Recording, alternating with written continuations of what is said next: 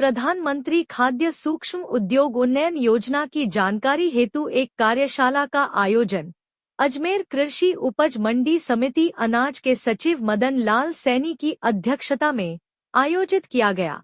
कृषि मंडी सचिव मदन लाल सैनी ने प्रधानमंत्री खाद्य सूक्ष्म उद्योग उन्नयन योजना की विस्तार से जानकारी देते हुए योजना को किसानों की तकदीर बदलने वाली बताया। उन्होंने कहा कि आत्मनिर्भर भारत के तहत प्रधानमंत्री सूक्ष्म खाद्य प्रसंस्करण उद्योग उन्नयन योजना के एक जिला एक उत्पाद के माध्यम से आज किसान अपना उद्योग स्थापित कर रहे हैं। रिसोर्स पर्सन अजेंद्र सिंह ने योजना की जानकारी देते हुए किसानों को प्रशिक्षण तथा बैंक लोन की पद्धति की प्रक्रिया की जानकारी दी। उन्होंने कहा कि कृषि अधिकारी योजनाओं को विशेष रूप से लागू करे ताकि अधिक से अधिक किसान योजना से लाभान्वित हो सके।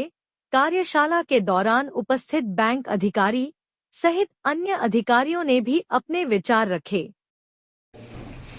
पीएमएफई योजना, प्रधानमंत्री खाद्य सूक्ष्म उद्योग उन्नयन योजना के अंदर आप पधारे हैं। सभी बैंकर्स, उद्यमियों, व्यापारियों का हार्दिक अभिनंदन और स्वागत करता हूँ। किसी भी योजना को क्रियान्वित अथवा उसका प्रमोशन करने के लिए सबसे पहले आवश्यकता होती है कर्तव्यनिष्ठ व्यक्ति होना। कर्तव्य अधिकार से बड़ा कर्तव्य होता है। जब हम अधिकार को लागू करते हैं तो कर्तव्य असफल होते नजर आता है। जब हम कर्तव्य की पूर्ति करते हैं तो सेवा का भाव पनपता है। अधिकारियों की जब पूर्ति करते हैं तो अहंकार पनपता है। पदस्थापित होने का जो कर्तव्यनिष्ठ बोध होता है वो समाप्त हो जाता है। जब व्यक्ति किसी भी योजना को क्रियान्वित नहीं कर पाता है उसका आउटपुट हमें नजर नहीं दिखाई देता है।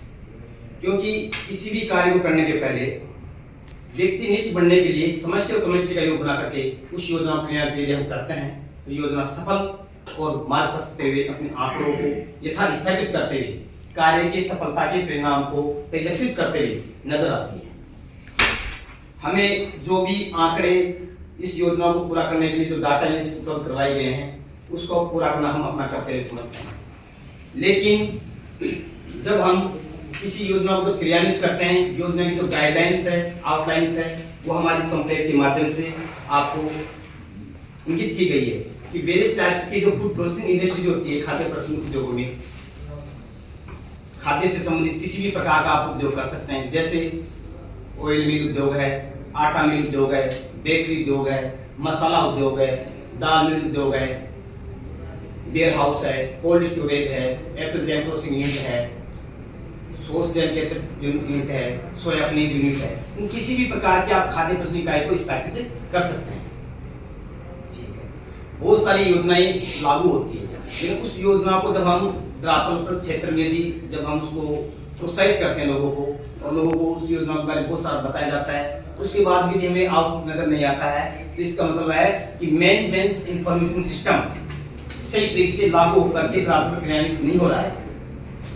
एक बात। दूसरी चीज, किसी भी प्रकार की जब योजना लागू होती है तो व्यक्ति को सीधे प्रत्यक्ष रूप से ऑफिस में उसके जो नोडल ऑफिस जो बने होते हैं योजना के उसमें आप जाइए।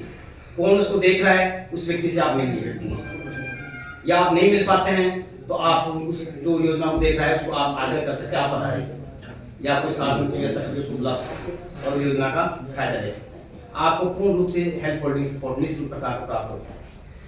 ठीक, यदि आप दूरभाष और इस डिजिटल दुनिया के अंदर, वर्चुअल आभासी दुनिया के अंदर जीते हुए सिर्फ कम्युनिटी संवाद के माध्यम से स्टार्ट करके इस भाग की ग्लोबलाइजेशन वाली दुनिया के अंदर आप अपने काम को क्रियान्वित करवाना चाहते हैं तो आपके साथ फोर्थ साइबर अपराध के जैसे अपराध भी कायम हो सकते हैं। जिस प्रकार से आर्टिफिशियल इंटेलिजेंस एंड मशीन का प्रयोग करके विशेष प्रकार के टाइप यानी डिपार्टमेंट से जैसे लेटर जारी हो उसी प्रकार की कॉपी आपको प्रेषित कर दी जाएगी। उसी प्रकार की भाषा प्रशासनिक तकनीक का उपयोग करके आप पैसा ले कोई अधिकारी बात आपसे कर रहा है और आप साइबर अपराध के भी। इसलिए आपकी सहभागिता हमारे साथ व्यक्तिनिष्ठ होकर जुड़कर यदि हम धरातल पर काम करते हैं तो हम उस योजना को उसी क्राइसिस स्टेज में पहुंचाकर चरम अवस्था में पहुंचाकर हम उस कार्य की परिणति को पूर्ण कर सकते हैं। इसलिए आपके सहयोग की हमारे को बहुत अधिक आवश्यकता है। एक दूसरी चीज है, किसी भी योजना को जब सरकार क्रियान्वित करती है उसको पोर्टल बनाया जाता है और पोर्टल पर उसकी जो सिक्योरिटी क्या होती है उसके बारे में भी लोगों को जागरूक होना चाहिए।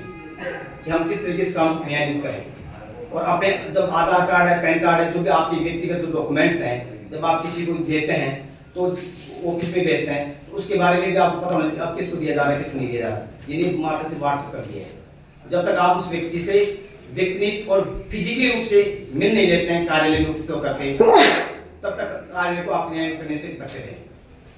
जी, हम जो योजनाएं हैं, इस योजना का जो प्रसार करना हमारा नैतिक कर्तव्य बनता है। प्रत्येक घर तक ये योजना पहुंचे, प्रत्येक जो बेरोजगार व्यक्ति है इस योजना का फायदा लेकर के अपने जो आयाम है, अपने आर्थिक संसाधन है, उसकी सहायता से उपलब्ध प्राप्त करके और सरकार की योजनाओं के माध्यम से वो अपना रोजगार आजीविका के संसाधन स्थापित कर सकता है। इसमें 35% आपको सब्सिडी मिलती है इस योजना के अंदर, और आपको डिपार्टमेंट की ओर से ट्रेनिंग दी जाती है, और किसी भी प्रकार की रिक्यूरी या पूछताछ होती है उसका सब से हेल्प होल्डिंग सपोर्ट किया जाता है। ठीक है। जब आपके प्रश्न जब रखे जाते हैं, उनका जवाब सही समुचित रूप से नहीं दिया जाता है, तो क्या होता है कि संवाद स्थापित करने में एक विशेष प्रकार का अंतराल स्थापित हो जाता है, तभी हमारे काम अधूरे रह जाते हैं, पूरे नहीं हो पाते हैं।